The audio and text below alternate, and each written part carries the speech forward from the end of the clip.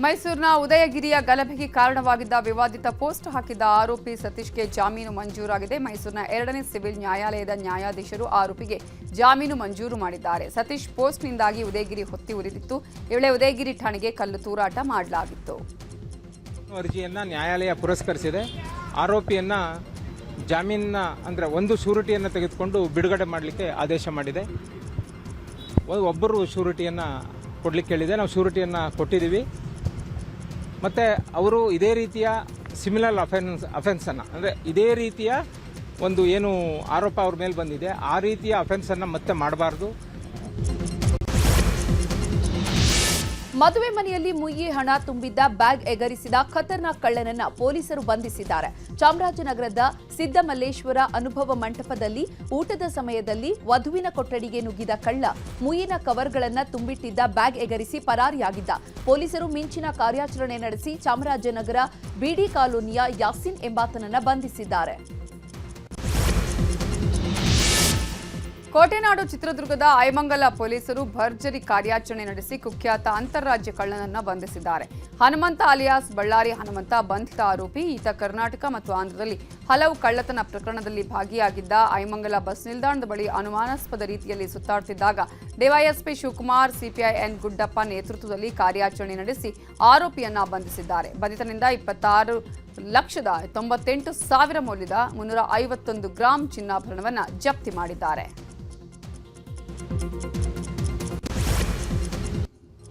ಕುರ್ಚಿ ಕದನಕ್ಕೆ ಸಂಬಂಧಪಟ್ಟ ಸುದ್ದಿಗಳನ್ನು ನೋಡೋಣ. ಕೆಲವರು ಸಿಎಂ ಹೆಸರು ದುರ್ಬಳಕೆ ಮಾಡಿಕೊಂಡಿದ್ದಾರೆ ಅಂತ ನಿನ್ನೆ ಡಿಸಿಎಂ ಡಿಕೆ ಶಿವಕುಮಾರ್ ಹೇಳಿದ್ರು. ಇನ್ನು ಡಿಕೆಶಿ ಹೇಳಿಕೆಗೆ ಸಚಿವ ಕೆಎನ್ ರಾಜಣ್ಣ ತಿರುಗೇಟು ನೀಡಿದ್ದಾರೆ. ನಾವೆಲ್ಲಿ ಹೆಸರು ದುರ್ಬಳಕೆ ಮಾಡಿಕೊಂಡಿದ್ದೇವೆ? ಹೆಸರು ದುರ್ಬಳಕೆ ಮಾಡಿಕೊಂಡು ನಾನು ಮನೆ ಕಟ್ಕೊಂಡಿದ್ದೀನಾ? ಡಾಲರ್ಸ್ ಕಾಲೋನಿಯಲ್ಲಿ ಮನೆ ಮಾಡ್ಕೊಂಡಿದ್ದೀನಾ? ಯಾರು ಹೇಳ್ತಾರೆ ಅವರು ಮಾಡ್ಕೊಂಡಿರಬಹುದು. ಹೈಕಮಾಂಡ್ ಹೆಸರು ಅವರು ದುರ್ಬಳಕೆ ಮಾಡಿಕೊಳ್ತಿದ್ದಾರೆ. ನಾನು ಯಾರಿಂದಲೂ ಶಿಸ್ತಿನ ಪಾಠ ಹೇಳಿಸಿಕೊಳ್ಳಬೇಕಾಗಿಲ್ಲ. 50 ವರ್ಷದಿಂದ ರಾಜಕಾರಣ ಮಾಡಿಕೊಂಡಿದ್ದೇನೆ ಅಂತ ಟಾಂಗ್ ಕೊಟ್ಟಿದ್ದಾರೆ. ಹೌದು, ದುರ್ಬಳಕೆ ಮಾಡ್ಕೊಂಡು ಸದಾಶಿವನಗರದಲ್ಲಿ ಒಂದು 4 ಮನೆ, ಏನಪ್ಪ ಅಲ್ಲಿ ನಮ್ಮೂರಲ್ಲಿ ಒಂದು 4 ಮನೆ ಎಲ್ಲ ಕಟ್ಟಿದ್ದೀನಲ್ಲ, ಅವ್ರ ಹೆಸರು ದುರ್ಬಳಕೆ ಮಾಡಿಕೊಂಡು ಇನ್ನೇನಾಗಬೇಕು? ಉತ್ತರ ದುರ್ಬಳಕೆ ಮಾಡಿ ಅಲ್ಲಿ ತುಮಕೂರಲ್ಲಿ ಒಂದು 4 ಮನೆ ಕಟ್ಟಿದ್ದೀನಿ, ಸದಾಶಿವನಗರದಲ್ಲಿ ಒಂದು 4, ಡಾಲರ್ಸ್ ಕಾಲೋನಿ ಒಂದು 4 ಎಲ್ಲ ಕಟ್ಟಿಸಿದ್ದೀನಲ್ಲ. ಕೆಪಿಸಿಸಿ ಅಧ್ಯಕ್ಷ ಸ್ಥಾನದ ವಿಚಾರದ ಬಗ್ಗೆಯೂ ಮಾತನಾಡಿದ ರಾಜಣ್ಣ, ನಾನು ವೇಣುಗೋಪಾಲ್ ಅವರ ಭೇಟಿ ಮಾಡಿದ್ದು ಹೌದು. ಅವರಿಗೆ ಏನ್ ಹೇಳಬೇಕೋ ಹೇಳಿದ್ದೇನೆ. ಎಲ್ಲವನ್ನ ಬಹಿರಂಗಪಡಿಸಲು ಆಗಲ್ಲ. ನನಗೆ ಕೆಪಿಸಿಸಿ ಅಧ್ಯಕ್ಷ ಸ್ಥಾನ ಕೊಡಿ ಅಂತ ನಾನು ಕೇಳಿಲ್ಲ ಅಂತ ಹೇಳಿದ್ರು. ಕೆಪಿಸಿಸಿ ಅಧ್ಯಕ್ಷ ವಿಚಾರದಲ್ಲಿ ಸಚಿವ ರಾಜಣ್ಣ ಹೇಳಿಕೆ ವಿಚಾರವಾಗಿ ಸಚಿವ ದಿನೇಶ್ ಗುಂಡೂರಾವ್ ಪ್ರತಿಕ್ರಿಯೆ ಕೊಟ್ಟಿದ್ದಾರೆ. ಮಂಗಳೂರಲ್ಲಿ ಮಾತನಾಡಿರೋ ದಿನೇಶ್ ಗುಂಡೂರಾವ್, ಸಾರ್ವಜನಿಕವಾಗಿ ಇವೆಲ್ಲ ಅನಾವಶ್ಯಕವಾಗಿ ಚರ್ಚೆಯಾಗ್ತಿದೆ. ಏನೇ ಇದ್ರೂ ಹೈಕಮಾಂಡ್ ಮಟ್ಟದಲ್ಲಿ ಅದೆಲ್ಲ ತೀರ್ಮಾನ ಆಗಬೇಕು. ಯಾರಿಗೆ ಏನೇ ವಿಷಯ ಇದ್ರೂ ಅಲ್ಲಿ ಹೇಳ್ಕೊಂಡು ತೀರ್ಮಾನ ಮಾಡಿದ್ರೆ ಒಳ್ಳೆಯದು. ಅದು ಬಿಟ್ಟು ಹೊರಗಡೆ ಹೇಳೋದ್ರಿಂದ ನಮ್ಮ ಪಕ್ಷಕ್ಕೂ ಒಳ್ಳೆಯದಲ್ಲ. ರಾಜಣ್ಣಗೆ ಆಸೆ ಇದ್ರೆ ಅದರಲ್ಲಿ ಏನು ತಪ್ಪಿಲ್ಲ. ಆದರೆ ಪಕ್ಷ ಏನು ತೀರ್ಮಾನ ಮಾಡುತ್ತೋ ಅದನ್ನು ಎಲ್ಲರೂ ಒಪ್ಕೊಳ್ತಾರೆ ಅಂತ ಹೇಳಿದ್ರು. ಸಾರ್ವಜನಿಕವಾಗಿ ಇವೆಲ್ಲ ಅನಾವಶ್ಯಕ ಚರ್ಚೆಗಳಾಗ್ತಾ ಇರೋದು ಸರಿಯಲ್ಲ. ಈ ಥರ ಹೇಳಿಕೆಗಳು ಕೊಟ್ಟು ಏನು ಪ್ರಯೋಜನವೂ ಕೂಡ ಇಲ್ಲ. ಏನೇ ಇದ್ರೂ ಕೂಡ ಅದು ಹೈಕಮಾಂಡ್ ಮಟ್ಟದಲ್ಲಿ ಅಲ್ಲಿ ಮಾತಾಡ್ಕೋಬೇಕು, ಅಲ್ಲಿ ತೀರ್ಮಾನ ಆಗಬೇಕು. ಯಾರಿಗೆ ಏನೇ ಅವರಲ್ಲಿ ಏನೇ ವಿಷಯಗಳಿದ್ರೂ ಕೂಡ ಅಲ್ಲಿ ಹೇಳ್ಕೊಂಡು ಅದನ್ನು ತೀರ್ಮಾನ ಮಾಡ್ಕೊಳ್ತಕ್ಕಂಥದ್ದು ಒಳ್ಳೆಯದು. ಸುಮ್ಮನೆ ಇದು ಹೊರಗಡೆ ಹೇಳ್ಕೊಳ್ಳೋದ್ರಿಂದ ಅದು ನಮ್ಮ ಪಕ್ಷಕ್ಕೂ ಒಳ್ಳೆಯದಲ್ಲ ಮತ್ತು ಈ ಥರ ಒಂದು ಹೇಳಿಕೆಗಳಿಂದ ಅವ್ರು ಯಾರಿಗೂ ಪ್ರಯೋಜನ ಆಗೋದಿಲ್ಲ. ಅದು ಓಕೆ, ಅದು ಅವ್ರಿಗೆ ಆಸೆ ಇದ್ದರೆ ಅದರಲ್ಲ ಏನು ತಪ್ಪೇನಿಲ್ಲ. ಅದೆಲ್ಲ ಅಂತಿಮವಾಗಿ ಪಕ್ಷ ಏನು ತೀರ್ಮಾನ ಮಾಡುತ್ತೆ ಎಲ್ಲರೂ ಒಪ್ಕೊಳ್ತಾರೆ. ಅದು ಯಾರೇ ಆಗಿ ಸಿಎಂ ಹೆಸರು ದುರ್ಬಳಕೆ ಆಗ್ತಾ ಇದೆ ಅಂತ ಡಿಕೆಶಿ ಹೇಳಿಕೆ ವಿಚಾರವಾಗಿ ಸಚಿವ ಸತೀಶ್ ಜಾರಕಿಹೊಳಿ ಪ್ರತಿಕ್ರಿಯೆ ನೀಡಿದ್ದಾರೆ. ನಮ್ಮ ಪಕ್ಷದ ಒಳಗೆ ಚರ್ಚೆಯಾಗಬೇಕಾದ ವಿಚಾರ ಬಹಿರಂಗ ಚರ್ಚೆಯಾಗಿದೆ. ಆಂತರಿಕವಾಗಿ ಈ ಕುರಿತು ಮಾತನಾಡಿ ನಾವು ಸಮಸ್ಯೆ ಇದ್ರೆ ಬಗೆಹರಿಸಿಕೊಳ್ತೇವೆ. ಏನೇ ಸಮಸ್ಯೆ ಆಗಿದೆ ಅಂತ ಅವರನ್ನೇ ಕೇಳಿ ಪಡೀತೀನಿ ಅಂತ ಹೇಳಿದ್ರು. ನಮ್ಮ ಪಾರ್ಟಿಯಲ್ಲಿ ಚರ್ಚೆ ಮಾಡಬೇಕಾದ ವಿಷಯ ಇಲ್ಲಿ ಉಡುಪಿಯಲ್ಲಿ ಮಂಗಳೂರಲ್ಲಿ ಮಾಡಲಿಕ್ಕಾಗಲ್ಲ. ನಮ್ಮ ಏನಿದ್ರೆ ಇಂಟರ್ನಲ್ ಆಗಿ ನಾವು ಮಾತಾಡ್ತೀವಿ, ಬಗೆಹರಿಸ್ಕೊಳ್ತೀವಿ. ಏನಾದ್ರು ಇದ್ರೆ ಸಮಸ್ಯೆ ಇದ್ರೆ ಇಲ್ಲ ಅಂತ ನಮ್ಮ ಭಾವನೆ ಇದ್ರೆ ಬಗೆಹರಿಸ್ಕೊಳ್ತೀವಿ. ಗೊತ್ತಿಲ್ಲ ಕೇಳೋಣ ಅವ್ರ ಜೊತೆ. ಕುಂಭಮೇಳದಲ್ಲಿ ಡಿಕೆಶಿ ಭಾಗಿಯಾದ ವಿಚಾರದ ಬಗ್ಗೆಯೂ ಮಾತನಾಡಿದ ಸತೀಶ್ ಜಾರಕಿಹೊಳಿ, ಖರ್ಗೆ ಹೇಳಿಕೆ ಅವರ ಅಭಿಪ್ರಾಯ. ಡಿಕೆಶಿ ಭಾಗಿಯಾಗಿರೋದು ಅವರ ವೈಯಕ್ತಿಕ. ಕುಂಭಮೇಳಕ್ಕೆ ತೆರಳಲು ಎಲ್ಲರೂ ಮುಕ್ತರಾಗಿದ್ದಾರೆ. ರಶ್ ಕಡಿಮೆ ಆದ್ಮೇಲೆ ನಾನು ಕೂಡ ಕುಂಭಮೇಳಕ್ಕೆ ಹೋಗಿ ಬರ್ತೀನಿ ಅಂತ ಹೇಳಿದ್ರು. ಬಿಜೆಪಿಯಲ್ಲಿ ಅಸಮಾಧಾನದ ಬೇಗುದಿ ಕಡಿಮೆಯಾಗುವಂತೆ ಕಾಣಿಸ್ತಾ ಇಲ್ಲ. ವಿಜಯೇಂದ್ರ ವಿರುದ್ಧ ಸಮರ ಸಾರಿರೋ ಯತ್ನಾಳ್ಗೆ ಬಿಜೆಪಿ ವರಿಷ್ಠರು ನೋಟಿಸ್ನ ಶಾಕ್ ಕೊಟ್ಟಿದ್ರು. ಹೈಕಮಾಂಡ್ ನೋಟಿಸ್ಗೂ ಕ್ಯಾರೆ ಅನ್ನದ ಯತ್ನಾಳ್ ವಿಜಯೇಂದ್ರ ವಿರುದ್ಧ ಸಮರ ಮುಂದುವರೆಸಿದ್ದಾರೆ. ಫೆಬ್ರವರಿ 20ರಂದು ಯತ್ನಾಳ್ ಟೀಮ್ ಮತ್ತೆ ಸಭೆ ಸೇರಲಿದೆ. ಬೆಂಗಳೂರಲ್ಲಿ ರೆಬೆಲ್ಸ್ ಟೀಮ್ ಸಭೆ ನಡೆಸಲಿದ್ದು, ಸಭೆಯಲ್ಲಿ ರಮೇಶ್ ಜಾರಕಿಹೊಳಿ, ಕುಮಾರ್ ಬಂಗಾರಪ್ಪ, ಅರವಿಂದ್ ಲಿಂಬಾವಳಿ ಸೇರಿದಂತೆ ಪಕ್ಷದ ಕೆಲ ಪ್ರಮುಖರು ಭಾಗಿಯಾಗಲಿದ್ದಾರೆ. ಈಗಾಗಲೇ ಸಮರದಲ್ಲಿ ಭಿನ್ನರ ಪಡೆಗೆ ಹಿನ್ನಡೆಯಾಗಿದ್ದು, ಮುಂದಿನ ಕಾರ್ಯತಂತ್ರದ ಬಗ್ಗೆ ತಂಡ ಸಮಾಲೋಚನೆ ನಡೆಸಲಿದೆ. ವಿಜಯೇಂದ್ರ ವಿಚಾರದಲ್ಲಿ ಆರ್ ಅಶೋಕ್ ಯಾಮಾರಿದ್ರ ಅನ್ನೋ ಅನುಮಾನ ಮೂಡ್ತಾ ಇದೆ. ವಿಜಯೇಂದ್ರ ರಾಜ್ಯಾಧ್ಯಕ್ಷ ಸ್ಥಾನ ತಪ್ಪಿಸಲು ಹೋಗಿ ತಮ್ಮ ಸ್ಥಾನಕ್ಕೆ ಸಂಚಕಾರ ತಂದುಕೊಂಡಿದ್ದಾರೆ ಅಂತ ಹೇಳಲಾಗ್ತಾ ಇದೆ. ಪರೋಕ್ಷವಾಗಿ ವಿಜಯೇಂದ್ರ ವಿರುದ್ಧ ನಿಂತಿದ್ದ ಅಶೋಕ್ ವಿಪಕ್ಷ ನಾಯಕ ಸ್ಥಾನಕ್ಕೆ ಕುತ್ತು ತಂದುಕೊಂಡಿದ್ದಾರೆ. ನಾವು ತಟಸ್ಥರು ಎನ್ನುತ್ತಲೇ ಅಶೋಕ್ ರೆಬೆಲ್ಸ್ ಪರ ನಿಂತಿದ್ರು. ಈ ಹಿನ್ನೆಲೆ ಅಶೋಕ್ ಪಕ್ಷಕ್ಕೆ ಡ್ಯಾಮೇಜ್ ಮಾಡಿದ್ದಾರೆ ಅಂತ ವಿಜಯೇಂದ್ರ ಬಿಜೆಪಿ ಹೈಕಮಾಂಡ್ಗೆ ದೂರು ನೀಡಿದ್ದಾರೆ ಎನ್ನಲಾಗ್ತಾ ಇದೆ. ಈಗ ರಾಜಕೀಯದ ವಿದ್ಯಮಾನಗಳನ್ನ ನೋಡೋಣ. ಅನ್ನಭಾಗ್ಯ ಹಣ, ಗೃಹಲಕ್ಷ್ಮಿ ನಿಧಿ ವಿಳಂಬವಾಗ್ತಿರೋದಕ್ಕೆ ಜನಾಕ್ರೋಶ ವ್ಯಕ್ತವಾಗಿದೆ. ಈ ಬಗ್ಗೆ ಮಾತನಾಡಿರೋ ಪರಿಷತ್ ವಿಪಕ್ಷ ನಾಯಕ ಛಲವಾದಿ ನಾರಾಯಣಸ್ವಾಮಿ ಸರ್ಕಾರದ ವಿರುದ್ಧ ಆಕ್ರೋಶ ವ್ಯಕ್ತಪಡಿಸಿದರು. ಸರ್ಕಾರದ ಒಳಗೆ ಗ್ಯಾರಂಟಿ ಮುಂದುವರಿಸುವ ಚರ್ಚೆ ನಡೀತಿದೆ. ಹೀಗಾಗಿ ಜನರಿಗೂ ಗ್ಯಾರಂಟಿಗಳ ಮುಂದುವರಿಕೆ ಬಗ್ಗೆ ಅನುಮಾನ ಮೂಡಿವೆ. ಗ್ಯಾರಂಟಿಗೆ 52,000 ಕೋಟಿ ಎತ್ತಿಟ್ಟಿದ್ದೇವೆ ಅಂತ ಸರ್ಕಾರ ಹೇಳಿತ್ತಲ್ಲ, ಆ ಹಣ ಎಲ್ಲಿದೆ ಅಂತ ಪ್ರಶ್ನೆ ಮಾಡಿದ್ದಾರೆ. ಹಿಂದಿನ ಬಜೆಟ್ ಅಲ್ಲಿ ಗ್ಯಾರಂಟಿ ಬಗ್ಗೆ ಎಷ್ಟು ಸತ್ಯ ಇತ್ತು ಅನ್ನೋದು ಈಗ ಗೊತ್ತಾಗ್ತಿದೆ. ಕಳೆದ ಸಲ ಗ್ಯಾರಂಟಿಗೆ ಅಂತಾನೆ ಮೀಸಲಿಟ್ಟಿದ್ದ 40% ಹಣ ಖರ್ಚಾಗಿಲ್ಲ. ದೆಹಲಿ ಸೋಲಿನ ಬಳಿಕ ಕಾಂಗ್ರೆಸ್ ಸರ್ಕಾರ ಹೀಗಾಗಿದೆ ಅಂತ ಹೇಳಿದರು. 2 ತಿಂಗಳಿನಿಂದ ಅನ್ನಭಾಗ್ಯದ ಅಕ್ಕಿಯ ಹಣ ವಿತರಣೆಯಾಗಿಲ್ಲ. ತಿಂಗಳಿನಿಂದ ಹಣ ವಿಳಂಬವಾಗಿದೆ ಅನ್ನೋ ಆರೋಪ ಕೇಳಿ ಬಂದಿದೆ. ಈ ಆರೋಪದ ವಿಚಾರವಾಗಿ ಮಾತನಾಡಿದ ಸಚಿವ ಮುನಿಯಪ್ಪ, 4-5 ತಿಂಗಳ ಹಣ ಏನು ಬಾಕಿ ಇಲ್ಲ, ಕೇವಲ 2 ತಿಂಗಳ ಹಣ ಮಾತ್ರ ಬಾಕಿ ಇದೆ. 2 ತಿಂಗಳಿಗೊಮ್ಮೆ ಹಣ ಹಾಕ್ತಿದ್ದೇವೆ. ಇನ್ನು ಮುಂದೆ ನಾವು ಪ್ರತಿ ತಿಂಗಳಿಗೆ ಹಣ ಹಾಕಲು ವ್ಯವಸ್ಥೆಯನ್ನ ಮಾಡ್ತೀವಿ ಅಂತ ಹೇಳಿದ್ರು. ರಾಜ್ಯ ಸರ್ಕಾರ ಸಂಪೂರ್ಣ ದಿವಾಳಿಯಾಗಿದೆ ಅಂತ ಕೇಂದ್ರ ಸಚಿವ ಪ್ರಹ್ಲಾದ್ ಜೋಶಿ ಆರೋಪಿಸಿದ್ದಾರೆ. ಹುಬ್ಬಳ್ಳಿಯಲ್ಲಿ ಮಾತನಾಡಿರುವ ಅವರು, ಸರ್ಕಾರ ದಿವಾಳಿಯಾಗಿದೆ ಅನ್ನೋದಕ್ಕೆ ಹಲವಾರು ಉದಾಹರಣೆಗಳು ಕಣ್ಮುಂದೆ ಇವೆ. ಗೃಹಲಕ್ಷ್ಮಿ ಹಣ ಬರ್ತಿಲ್ಲ, ಅನ್ನಭಾಗ್ಯದ ಹೆಚ್ಚುವರಿ ಅಕ್ಕಿ ಇಲ್ಲ, ಹಣನೂ ಇಲ್ಲ ಅಂತ ಆಕ್ರೋಶ ವ್ಯಕ್ತಪಡಿಸಿದರು. ದಿವಾಳಿ ಎದ್ದಿದೆ ಅನ್ನಲಿಕ್ಕೆ ಹಲವಾರು ಉದಾಹರಣೆಗಳು ಕಣ್ಣಿಗೆ ಬೀಳ್ತಾ ಇದೆ. ಮಾತನಾಡಿದರೆ ಕೇಂದ್ರ ಸರ್ಕಾರ, ಮೋದಿ ಸರ್ಕಾರ ಅಂತ ಸಿದ್ದರಾಮಯ್ಯನವರು ಮಾತಾಡ್ತಾರೆ. ಮೆಟ್ರೋ ದರ ಏರಿಸಿದ್ರು ಇಳಿಸ್ರಿ ಅಂದ ತಕ್ಷಣ ಅದು ಕೇಂದ್ರ ಸರ್ಕಾರ ಅಂದ್ರೆ, ಯಾವಾಗ ಜನ ಉಲ್ಟಾ ಬಿದ್ದರು ನಾನು ಕಮ್ಮಿ ಮಾಡಿಸಿದ್ದೇನೆ ಅಂತ ಘೋಷಣೆ ಮಾಡಿದರು. ಮತ್ತು ಕಮ್ಮಿ ಮಾಡಿಸಿದವರು ರಾಜ್ಯ ಕಾಂಗ್ರೆಸ್ನಲ್ಲಿ ನಡೀತಾ ಇರೋ ಒಳ ಬೇಗುದಿ ಬಗ್ಗೆ ಮಾತನಾಡಿರೋ ಪ್ರಹ್ಲಾದ್ ಜೋಶಿ, ಸಿಎಂ ಸ್ಥಾನ ಹೇಗೆ ಗಿಟ್ಟಿಸಿಕೊಳ್ಳಬೇಕು ಅನ್ನೋದು ಡಿಕೆಶಿ ಒಳಗೊಳಗೆ ಕುದಿತಾ ಇದ್ದಾರೆ. ಬಹಿರಂಗವಾಗಿ ಅದನ್ನು ಹೇಳೋದಿಕ್ಕೆ ಆಗ್ತಾ ಇಲ್ಲ. ಅನಿವಾರ್ಯವಾಗಿ ಸಿದ್ದರಾಮಯ್ಯ ಅವರೇ ನಮ್ಮ ನಾಯಕರು ಅಂತ ಹೇಳ್ತಿದ್ದಾರೆ ಅಂತ ಲೇವಡಿ ಮಾಡಿದ್ರು. ಮಾರ್ಚ್ 3ಕ್ಕೆ ರಾಜ್ಯ ಬಜೆಟ್ ಅಧಿವೇಶನ ಆರಂಭವಾಗಲಿದೆ ಅಂತ ಸಿಎಂ ಸಿದ್ದರಾಮಯ್ಯ ಹೇಳಿದ್ದಾರೆ. ಮಾರ್ಚ್ 7ಕ್ಕೆ ರಾಜ್ಯ ಬಜೆಟ್ ಮಂಡನೆ ಮಾಡ್ತೀನಿ. ಕಾಲು ನೋವಿದ್ರೂ ಕೂಡ ನಾನು ಇಲಾಖಾವಾರು ಸಭೆ ನಡೆಸಿದ್ದೇನೆ. ಎಲ್ಲ ಇಲಾಖೆಗಳ ಅಧಿಕಾರಿಗಳು, ಸಚಿವರು, ರೈತ ಮುಖಂಡರ ಜೊತೆ ಸಭೆಯನ್ನ ಈಗಾಗಲೇ ನಡೆಸಿದ್ದೇನೆ. ಜನರಿಗೆ ಉತ್ತಮ ಬಜೆಟ್ ಅನ್ನ ನೀಡ್ತೇನೆ ಅಂತ ಸಿಎಂ ಭರವಸೆ ನೀಡಿದ್ದಾರೆ. ಸಿಎಂ ಕುಟುಂಬದ ವಿರುದ್ಧದ ಮೂಡ ತನಿಖೆ ಮುಕ್ತಾಯವಾಗಿದೆ. ಇವತ್ತು ಜನಪ್ರತಿನಿಧಿಗಳ ವಿಶೇಷ ಕೋರ್ಟ್ ವಿಚಾರಣೆ ನಡೆಸಿತು. ಇವತ್ತೇ ಲೋಕಾಯುಕ್ತ ಅಧಿಕಾರಿಗಳು ಅಂತಿಮ ವರದಿ ಸಲ್ಲಿಸಬೇಕಾಗಿತ್ತು. ಆದರೆ ವರದಿ ಸಲ್ಲಿಕೆ ಮಾಡೋದಕ್ಕೆ ಲೋಕಾಯುಕ್ತ ಕಾಲಾವಕಾಶ ಕೇಳಿದ ಹಿನ್ನೆಲೆ 1 ವಾರ ಕಾಲಾವಕಾಶ ಕೊಟ್ಟು ವಿಚಾರಣೆಯನ್ನ ಫೆಬ್ರವರಿ 24ಕ್ಕೆ ಮುಂದೂಡಲಾಗಿದೆ.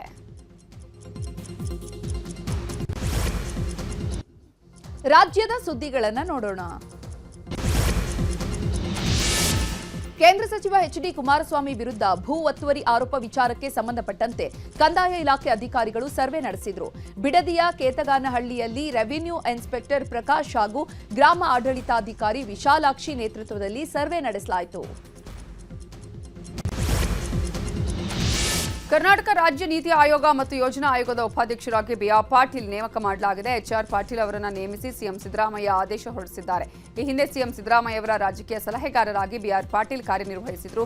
ಕ್ಷೇತ್ರಕ್ಕೆ ಅನುದಾನ ಬಿಡುಗಡೆ ಆಗ್ತಾ ಇಲ್ಲ, ಸಚಿವರು ಮಾತು ಕೇಳ್ತಿಲ್ಲ ಅಂತ ಅಸಮಾಧಾನಗೊಂಡಿದ್ದ ಬಿಆರ್ ಪಾಟೀಲ್ ಕೆಲ ದಿನಗಳ ಹಿಂದಷ್ಟೇ ರಾಜೀನಾಮೆಯನ್ನ ಸಲ್ಲಿಸಿದರು. ಮೆಟ್ರೋ ದರ ಏರಿಕೆಯನ್ನ ಖಂಡಿಸಿ ಬಾಯ್ಕಾಟ್ ಮಾಡಲು ಮೆಟ್ರೋ ಪ್ರಯಾಣಿಕರು ಚಿಂತನೆ ನಡೆಸುತ್ತಿದ್ದಾರೆ. ಒಂದು ದಿನ ಅಥವಾ ಒಂದು ವಾರ ಮೆಟ್ರೋ ಪ್ರಯಾಣ ಮಾಡದಿರಲು ಪ್ಲಾನ್ ಮಾಡಲಾಗಿದೆ. ಭಾನುವಾರದ ಒಳಗೆ BMRCL ದರ ಕಡಿಮೆ ಮಾಡದಿದ್ರೆ ಬಾಯ್ಕಾಟ್ ಮಾಡಲಾಗುತ್ತೆ ಅಂತ ಹೇಳಲಾಗ್ತಾ ಇದೆ. ಈ ಬಗ್ಗೆ ಸಭೆ ನಡೆಸಲು ಮೆಟ್ರೋ ಪ್ರಯಾಣಿಕರ ಸಂಘಟನೆ ಮುಂದಾಗಿದೆ. ಇದೇ ಭಾನುವಾರ ಸ್ಕೌಟ್ಸ್ ಅಂಡ್ ಗೈಡ್ಸ್ ನಲ್ಲಿ ಸಮಾವೇಶ ನಡೆಯಲಿದೆ ಅಂತ ರಾಜೇಶ್ ಭಟ್ ಹೇಳಿದ್ದಾರೆ. ಈ ಹೋರಾಟ ತಗೊಂಡೋಗ್ಬೇಕು. ನಾವು ಭಾನುವಾರದಾಗೂ ನೋಡ್ತೀವಿ ಏನ್ ರೋಲ್ ಬ್ಯಾಕ್ ಮಾಡ್ತಾರ ಇಲ್ಲ ಹಂಗೆ ಇರ್ತಾರ ಅಂತ. ಅವತ್ತು ಜನಸಾಮಾನ್ಯರು ಏನ್ ಹೇಳ್ತಾರೆ, ಯಾಕಂದ್ರೆ ನಾವು ಇಡೀ ಬೆಂಗಳೂರಿನ ಎಲ್ಲಾ ಸಂಸ್ಥೆಗಳಿರ್ಬೋದು, ರೆಸಿಡೆಂಟ್ ಅಸೋಸಿಯೇಷನ್ಗಳು, ವಿದ್ಯಾರ್ಥಿಗಳು, IT sector, software employee association ಎಲ್ಲರೂ ನಾವು ಕರಿತಾ ಇದೀವಿ. ಅವರೆಲ್ಲ ಬಂದು ಸೊ ಅಲ್ಲಿ ಜನಸಾಮಾನ್ಯರು ಅಕಸ್ಮಾತ್ ಆ ಮೀಟಿಂಗ್ ಅಲ್ಲಿ ಜನಸಾಮಾನ್ಯರು ಎಲ್ಲರೂ ಕೂಡ ಬೈಕಾಟ್ ಮಾಡೋಣ ಅಂತ ಬಂದ್ರೆ ವೈ ನಾಟ್ ಮೇಡಮ್. ಜನಸಾಮಾನ್ಯರು ಏನ್ ಹೇಳ್ತಾರೆ ನಾವು ಆಮೇಲೆ ಮುಂದುವರಿತೀವಿ. ನಾವು ಬೇಸಿಗೆ ಸಮೀಪಿಸ್ತಾ ಇದ್ದಂತೆ ಬೆಂಗಳೂರು ಜನರ ಮೇಲೆ ಜಲಮಂಡಳಿ ದಂಡಾಸ್ತ್ರಕ್ಕೆ ಮುಂದಾಗಿದೆ. ಕುಡಿಯುವ ನೀರನ್ನು ಅನಗತ್ಯವಾಗಿ ಪೋಲು ಮಾಡಿದರೆ ಜಲಮಂಡಳಿ ದಂಡ ಹಾಕಲಿದೆ. ಬೇಸಿಗೆಯಲ್ಲಿ ಬೆಂಗಳೂರಿಗೆ ಕುಡಿಯುವ ನೀರಿನ ಅಭಾವ ಕಾಡಲಿದೆ. ಅದರಿಂದ ನೀರಿನ ಅನಗತ್ಯ ಬಳಕೆ ತಡೆಯೋದಕ್ಕೆ ಜನರ ಮೇಲೆ ಜಲಮಂಡಳಿ ದಂಡ ಹಾಕಲು ಮುಂದಾಗಿದೆ. ವಾಹನ ಸ್ವಚ್ಛತೆ, ಕೈದೋಟ, ಕಾರಂಜಿ, ಕಟ್ಟಡ ನಿರ್ಮಾಣಕ್ಕೆ ಕುಡಿಯುವ ನೀರು ಬಳಕೆ ಮಾಡಿದರೆ ಮುಂದಿನ ದಿನಗಳಲ್ಲಿ 500 ರೂಪಾಯಿ ದಂಡ ಬೀಳುತ್ತೆ. ದಂಡ ಹಾಕಿದ್ರೂ ಮತ್ತೆ ನೀರು ಅನಗತ್ಯವಾಗಿ ಬಳಕೆ ಮಾಡಿದರೆ 5,000 ರೂಪಾಯಿವರೆಗೂ ದಂಡ ಹಾಕಲಾಗುತ್ತೆ. ನೆದರ್ಲ್ಯಾಂಡ್ ಮೂಲದ ಯುವಕನ ಜೊತೆ ಮೈಸೂರು ಮೂಲದ ಯುವತಿಯೊಬ್ಬಳು ವಚನ ಮಾಂಗಲ್ಯ ಮದುವೆ ಮಾಡಿಕೊಂಡಿದ್ದಾರೆ. ಮೈಸೂರು ಮೂಲದ ವಿದ್ಯಾ ನೆದರ್ಲ್ಯಾಂಡ್ ಮೂಲದ ರುಟ್ಗೇರ್ ಜೊತೆ ವಿವಾಹವಾಗಿದ್ದಾರೆ. ನೆದರ್ಲ್ಯಾಂಡ್ನಲ್ಲಿ ಓದ್ತಾ ಇರುವಂತಹ ವಿದ್ಯಾ ರುಟ್ಗೇರ್ ಜೊತೆ ಪ್ರೇಮಾಂಕುರವಾಗಿತ್ತು. ಎರಡು ಕುಟುಂಬದ ಒಪ್ಪಿಗೆ ಮೇರೆಗೆ ನವ ಜೋಡಿಗಳು ವಚನ ಮಾಂಗಲ್ಯ ಮೂಲಕ ದಾಂಪತ್ಯ ಜೀವನಕ್ಕೆ ಕಾಲಿಟ್ಟಿದ್ದಾರೆ. ಮದುವೆ ಭಕ್ತಿರತಿ ಎಂಬ ಮದುವೆ ಶ್ರೀ ಗುರು ಬಸವ ಲಿಂಗಾಯ ನಮಃ. ಓಂ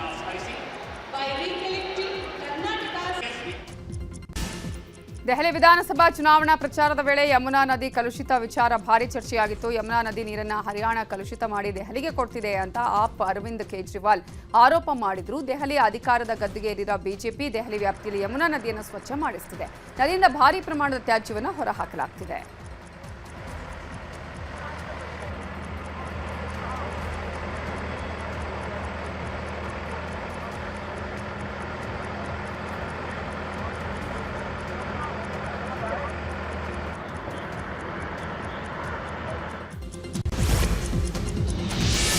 ಬಿಜೆಪಿ ಪಾಲಾಗಿರುವ ದೆಹಲಿ ವಿಧಾನಸಭೆಗೆ ಸಿಎಂ ಆಯ್ಕೆ ಕಗ್ಗಂಟಾಗಿದೆ. ಫೆಬ್ರವರಿ 20ರಂದು ನೂತನ ಸಿಎಂ ಪ್ರಮಾಣ ವಚನ ಸಾಧ್ಯತೆ ಇದೆ.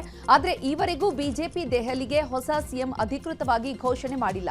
ಸಿಎಂ ಆಯ್ಕೆ ಸಂಬಂಧ ಇವತ್ತು ನಡೆಯಬೇಕಿದ್ದ ಬಿಜೆಪಿ ಶಾಸಕಾಂಗ ಪಕ್ಷದ ಸಭೆ ಬುಧವಾರಕ್ಕೆ ಮುಂದೂಡಿಕೆಯಾಗಿದೆ. ಬುಧವಾರದ ಸಭೆ ಬಳಿಕ ಸಿಎಂ ಅಧಿಕೃತ ಘೋಷಣೆ ಸಾಧ್ಯತೆ ಇದೆ. ಸದನದಲ್ಲಿ ಅಶಿಸ್ತು ವರ್ತನೆ ತೋರಿದ ಹಿನ್ನೆಲೆ ಪಶ್ಚಿಮ ಬಂಗಾಳ ವಿಪಕ್ಷ ನಾಯಕ ಬಿಜೆಪಿಯ ಸುವೇಂದು ಅಧಿಕಾರಿಗಳನ್ನು ಅಮಾನತು ಮಾಡಲಾಗಿದೆ. ಸುವೇಂದು ಅಧಿಕಾರಿ ಜೊತೆಗೆ ಇನ್ನೂ 3 ಬಿಜೆಪಿ ಶಾಸಕರನ್ನ ಅಮಾನತು ಮಾಡಲಾಗಿದ್ದು, ಸ್ಪೀಕರ್ ಬಿಮನ್ ಬ್ಯಾನರ್ಜಿ ಹಾಗೂ ಪಶ್ಚಿಮ ಬಂಗಾಳ ಸಿಎಂ ಮಮತಾ ಬ್ಯಾನರ್ಜಿ ವಿರುದ್ಧ ಬಿಜೆಪಿ ಪ್ರತಿಭಟನೆ ನಡೆಸಿತು.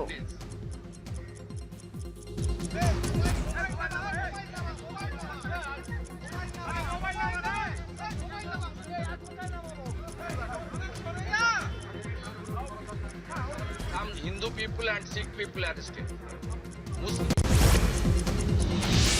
ಪ್ರಯಾಗ್ರಾಜ್ನ ಮಹಾಕುಂಭ ಮೇಳಕ್ಕೆ ಭೇಟಿ ಕೊಡ್ತಿರುವ ಭಕ್ತರು ಅಯೋಧ್ಯೆಗೂ ಭೇಟಿ ಕೊಡ್ತಿದ್ದಾರೆ. ಶ್ರೀರಾಮ ಮಂದಿರದ ಬಾಲರಾಮನ ದರ್ಶನ ಮಾಡ್ತಿದ್ದಾರೆ. ಹೀಗಾಗಿ ಅಯೋಧ್ಯೆಗೆ ಭೇಟಿ ನೀಡ್ತಿರುವ ಸಂಖ್ಯೆಯಲ್ಲೂ ಕೂಡ ಭಾರಿ ಏರಿಕೆಯಾಗಿದೆ. ದೆಹಲಿ ರೈಲು ದುರಂತದ ನಂತರ ಪ್ರಯಾಗ್ರಾಜ್ ರೈಲು ನಿಲ್ದಾಣ ಹಾಗೂ ಅಯೋಧ್ಯೆ ರೈಲು ನಿಲ್ದಾಣದಲ್ಲೂ ಜನದಟ್ಟಣೆ ಆಗ್ತಾ ಇದೆ. ದುರಂತಗಳು ನಡೆಯದಂತೆ ಪೊಲೀಸರು ಕಟ್ಟೆಚ್ಚರ ವಹಿಸಿದ್ದಾರೆ.